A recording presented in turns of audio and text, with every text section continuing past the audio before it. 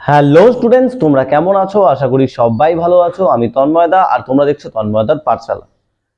Students, আজকে যে বিষয়টি নিয়ে আলোচনা করব সেটি হলো ক্লাস 10 যারা পাস করেছো তাদের সম্মুখে এখন কিন্তু একটাই কনফিউশন, সেটা হলো যে সেমিস্টার সিস্টেমটা কি। What is semester system?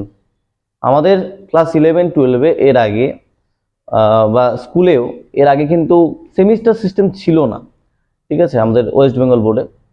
কিন্তু বর্তমানে সেমিস্টার সিস্টেম করা হয়েছে এবং কিভাবে প্রশ্ন হবে এ নিয়ে কিন্তু অনেকের কনফিউশন রয়েছে। আমারও কনফিউশন ছিল, কিন্তু যতদূর অ্যাজিউম করা যাচ্ছে একটা ধারণা পাওয়া যাচ্ছে যে তোমাদের সেমিস্টার সিস্টেমটা হচ্ছেই, এবং বাংলা সিলেবাস কিন্তু টোটালি চেঞ্জ, ইংরাজি সিলেবাস কিন্তু টোটালি চেঞ্জ হয়ে গেছে। বাদবাকি সিলেবাস যেমন পলিটিক্যাল সায়েন্স বলো, হিস্ট্রি বলো, কম্পিউটার অ্যাপ্লিকেশন বলো, সেটা চেঞ্জ হলেও ঘুরে ফিরে সে একই জিনিসই থাকবে, হয়তো টপিকগুলোকে সাব টপিকে কনভার্ট করা হয়েছে।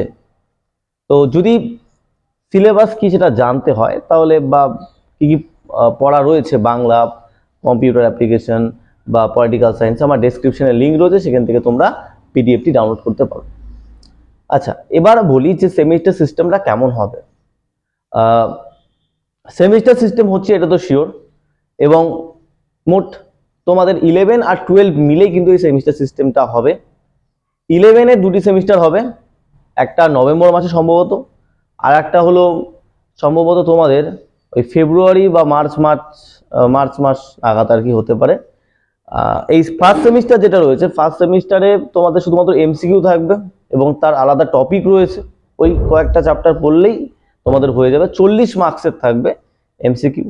দেন তোমাদের সেকেন্ড সেমিস্টার যেটা রয়েছে, সেকেন্ড সেমিস্টারে তোমাদের কিন্তু বড় প্রশ্ন থাকবে, ঠিক আছে, ডেসক্রিপটিভ প্রশ্ন থাকবে এবং এসএ কিউ থাকবে। আর ফার্স্ট সেমিস্টারে শুধুমাত্র এমসিকিউ থাকবে, ঠিক আছে।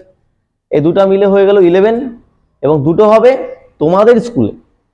এরপরে চলে আসো 12-এ। যখন তোমরা 12-এ উঠে গেলা তখন হবে থার্ড সেমিস্টার।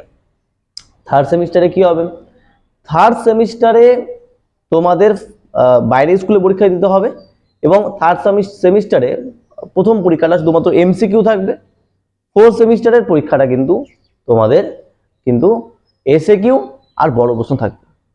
এবার প্রশ্নটা হলো যে 11 আর 12 মানে first semester to fourth semester সব মিলেই কি উচ্চ মাধ্যমিক? দেখো, এটা হওয়ার সম্ভাবনা অনেকটাই বেশি, কারণ কলেজে যখন আমরা সেমিস্টার পরীক্ষা দিতাম তখন কিন্তু আমরা দেখতাম যে ওভারঅল প্রত্যেকটা সেমিস্টার মিলেই কিন্তু একটা রেজাল্ট তৈরি করা হতো।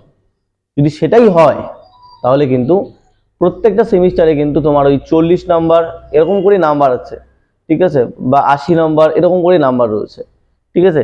তো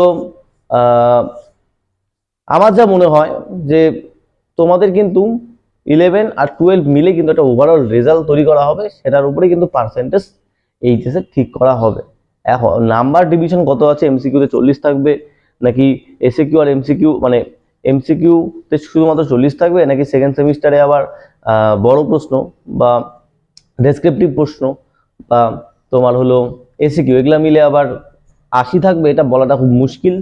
কারণ এখনো কিন্তু গাইডলাইন স্পষ্টভাবে প্রকাশিত হয়নি, কিন্তু সচেতন থাকতে হবে, যেহেতু গাইডলাইন্স কবে প্রকাশিত সেটা তো ঠিক নেই, কিন্তু পরীক্ষা তো হবে তোমাদের নভেম্বর মাসেই।